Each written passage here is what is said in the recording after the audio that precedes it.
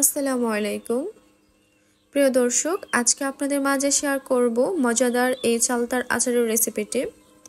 আমি এখানে 3টা বড় সাইজের চালতা নিয়েছি, ধুয়ে পরিষ্কার করে নিয়েছিলাম।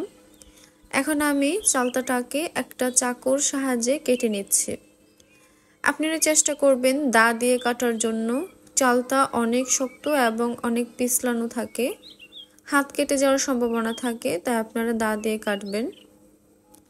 আমি ভিতরের বিচিগুলোকে পরিষ্কার করে নিচ্ছি।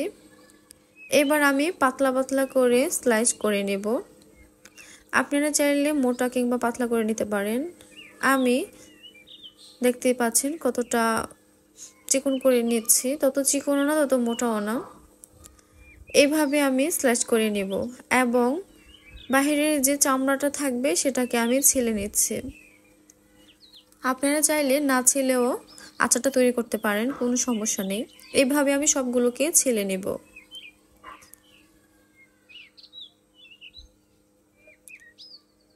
তারপর আমি এগুলোকে একটু ধুয়ে নিয়েছিলাম। ধুয়ে নেওয়ার পর পানি ঝরিয়ে নিয়েছি, দেখতেই পাচ্ছেন। এগুলোকে এবার আমরা চুলায় সিদ্ধ করতে নেব। একটা পাত্রে আমি 1 গ্লাস পরিমাণে পানি দিয়েছিলাম। এবার আমি এখানে পরিমাণ মতো লবণ দিয়ে দিচ্ছি এবং দিয়ে দিচ্ছি 1 চা চামচ হলুদের গুঁড়ো। চালতার পরিমাণ অনুযায়ী লবণ এবং হলুদটাকে আপনারা মেশাবেন। আমি এখানে যেহেতু 3টা চালতা নিয়েছি, আপনারা সবগুলো মশলাকে 3 ভাগ করে নেবেন। যদি একটা হয় তাহলে তার পরিমাণে 3 ভাগ করে 1 ভাগ আপনারা দিতে পারেন। চালতাগুলো প্রায় সিদ্ধ হয়ে গিয়েছে, দেখতেই পাচ্ছেন। এখন আমি একটা হাঁড়িতে ছেঁকে ঠান্ডা করে নেব। এখন আমি চালতাগুলোকে থেতলিয়ে নিচ্ছি। থেতলিয়ে নিলে ভিতরে মশলা যাবে এবং খেতে খুবই ভালো লাগবে। আপনারা চাইলে আস্তেও রাখতে পারেন, সেক্ষেত্রে কিন্তু ভিতরে তত একটা মশলা যাবে না, তাই আপনারা একটু থেতলিয়ে নেওয়ার চেষ্টা করবেন। এবার মশলাটা তৈরি করে নিব। 1 চামচ সস দিয়েছি, 1 চামচ জিরা দিয়ে দিচ্ছি, তারপর দিয়ে দিচ্ছি 2 চামচ পরিমাণে 5 ফোড়ন। এবার আমি সবগুলো মশলা একসাথে নেড়ে চেড়ে ভেজে নিব। চুলার আঁচটাকে লো করে ভাজতে হবে যেন মশলাটা পুড়ে না যায়।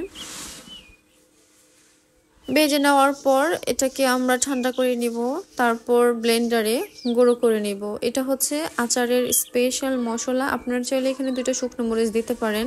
আমার শুকনো মরিচ আগে থেকে ভেজে গুঁড়ো করে রেখেছিলাম, তাই এখানে দেইনি। এবার চলে যাচ্ছি মূল রান্নায়। আমি এখানে একটা নন স্টিকি প্যান নিয়েছি, 2 কাপ পরিমাণে সরিষার তেল দিয়ে দিচ্ছি। এবার দিয়ে দিচ্ছি 4 টুকরো দারচিনি, 5-6টা এলাচ, 2টা তেজপাতা মাঝখান দিয়ে আমি একটু কেটে নিয়েছি, 5-6টা শুকনো মরিচ দিয়ে দিচ্ছি। আদা রসুন বাটা 2 চামচ করে দিয়ে দিচ্ছি। এবার চুলার আঁচটাকে মিডিয়াম করে আদা রসুনটাকে ভেজে নিতে হবে যেন কাঁচা গন্ধ না থাকে। একটু ভেজে নেওয়ার পর এবার দিয়ে দিচ্ছি সরষে বাটা। আমি এখানে সাদা এবং কালো সরিষা আধা কাপ পরিমাণে নিয়েছি।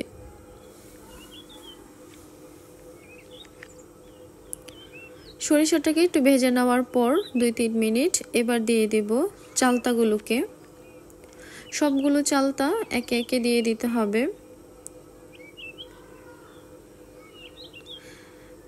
আপনারা চাইলে একটা চালতা, 2টা চালতা, 3টা চালতা দিয়েও করতে পারেন। সেই অনুযায়ী কিন্তু মশলাগুলোকে 3 ভাগ করে নেবেন।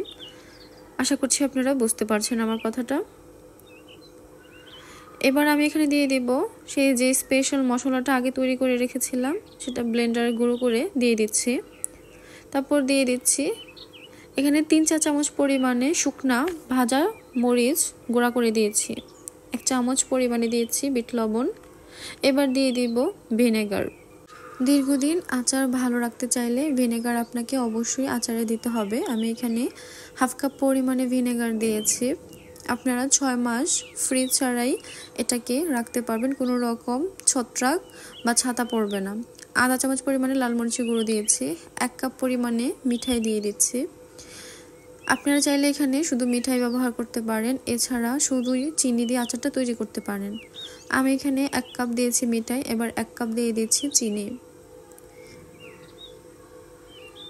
চিনিটা দিয়ে দেওয়ার পর এখন আমরা এটাকে নেড়ে চেড়ে 5 মিনিটের মতো রান্না করে নিব। এখন চিনি থেকে কিন্তু এখন বেশ ভালোই পানি বের হবে, সেই অনুযায়ী কিন্তু আপনারা চুলার আঁচটাকে একটু মিডিয়াম করে রেখে যতক্ষণ পর্যন্ত না চালতাটার ভিতরে মশলাগুলো খুব ভালোভাবে যাচ্ছে এবং ভালোভাবে কুক হচ্ছে ততক্ষণ পর্যন্ত কিন্তু এটাকে নেড়ে চেড়ে ভেজে নিতে হবে এবং পানিটাকে শুকিয়ে নিতে হবে।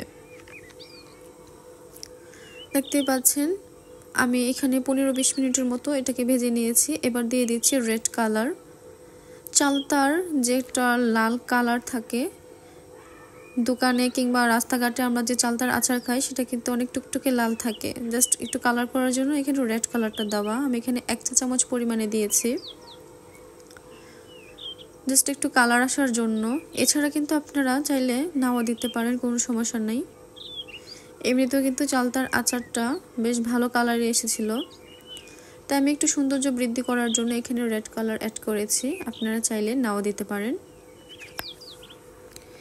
এখন আমি আরও এটাকে 10-15 মিনিটের মতো রান্না করে নিব, যতক্ষণ পর্যন্ত না একদম শুকিয়ে যাচ্ছে। পানিটা যতক্ষণ পর্যন্ত না শুকিয়ে যায় ততক্ষণ পর্যন্ত আপনাকে নেড়ে চেড়ে আচারটাকে তৈরি করে নিতে হবে। দেখতেই পাচ্ছেন আমি কিন্তু একটু পরপর নেড়ে চেড়ে নিচ্ছি যেন তলুনিতে লেগে না যায়। এক পর্যায়ে দেখবেন যে এক্সট্রা যে পানিটা ছিল এটা একদম শুকিয়ে যাবে এবং তেলটা একদম ভেসে উঠবে। আপনারা কিন্তু এই পর্যায়ে দেখতে পাচ্ছেন তেলটা একদম ভেসে উঠেছে এবং আচারটা খুবই ভাজা ভাজা একটা কালার ভাইব এসেছে। এই পর্যায়ে আচারটাকে আর বেশিক্ষণ চুলায় রাখতে হবে না। এই পর্যায়ে চুলার আঁচটাকে আমি বন্ধ করে দিব। আচারটা খুব সুন্দরভাবে তৈরি হয়ে গিয়েছে। এখন আপনাদের মাঝে আমি পরিবেশন করে দেখাচ্ছি। আশা করছি আজকের এই চালতার আচারের রেসিপিটা আপনাদের কাছে খুবই ভালো লেগেছে। এই আচারটা খেতে কিন্তু খুবই দারুণ, টক ঝাল মিষ্টি সব মিলে একটা দুর্দান্ত কম্বো। চালতাটাকে একটু থেতলে নেওয়ার ফলে কিন্তু ভিতরে সব ধরনের মশলা প্রবেশ করেছে। এবার যখন আপনি খাবেন তখন দারুণ লাগবে। আশা করছি আজকের রেসিপিটা আপনাদের সকলের কাছে ভালো লেগেছে। যদি ভালো লেগে থাকে আমার চ্যানেলটিকে সাবস্ক্রাইব করে পাশে থাকবেন, লাইক এবং শেয়ার করবেন। চলে আসবো অন্য কোনো রেসিপি নিয়ে আপনাদের মাঝে। আল্লাহ হাফেজ।